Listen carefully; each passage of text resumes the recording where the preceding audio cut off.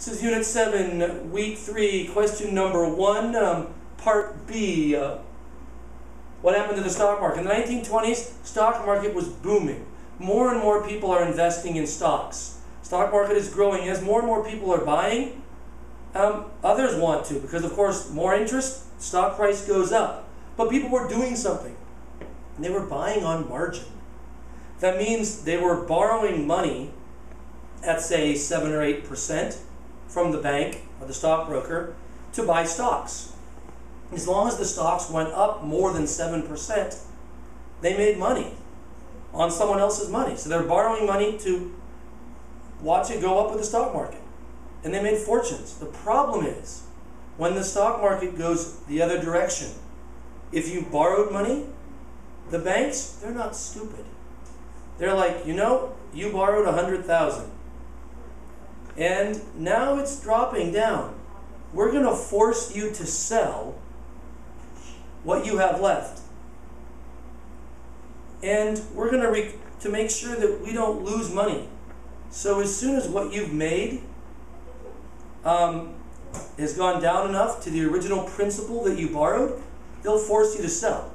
Normally you buy stocks, you can sit on them, wait till they come back up. But if you borrow money and it drops below a certain point, they force you to sell so the bank gets its money back.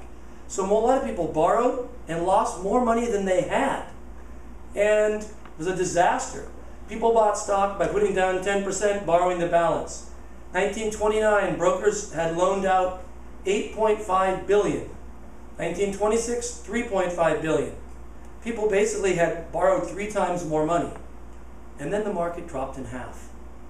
When the market dropped in half, all these people who borrowed on margin, they lost more money than they had. Speaking of which, the 1920s weren't a booming economy for everyone. Farmers, coal, textile industries were kind of weak. Farming income declined. Their expenses remained the same. And farmers made up 25% of the workforce. So don't think that everyone was winning in the booming, roaring 20s. But at the end of the day, it's the underconsumption that really killed this down. Underconsumption means our nation's a nation of consumers. The economy is good because people go and buy things. How to make the economy better? If everyone spends money, then all the stores bring in money, then they all hire people, the economy grows. But if people are not buying as much, if they're saving too much, your parents told you to save money, they lied. How do you make the nation rich? Everybody goes and spends, and you're the only person saving. No, if everyone's a consuming person, buying things on credit, buying new cars from Henry Ford on credit, all these goods, more and more consumption gets the economy going. But if people slow their spending, then the same dollar that you buy in the store and give to somebody else, the employer of the store then takes that dollar, pays his employee. His employee takes that dollar and goes and spends it in another store. So $1 is cycling many, many more times, being spent multiple times out. It's also actually called the multiplier effect in economics.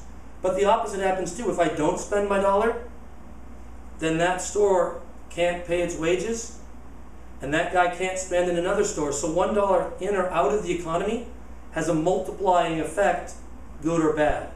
And that's how bad the Great Depression was, and termed from some guy in an aloha print shirt.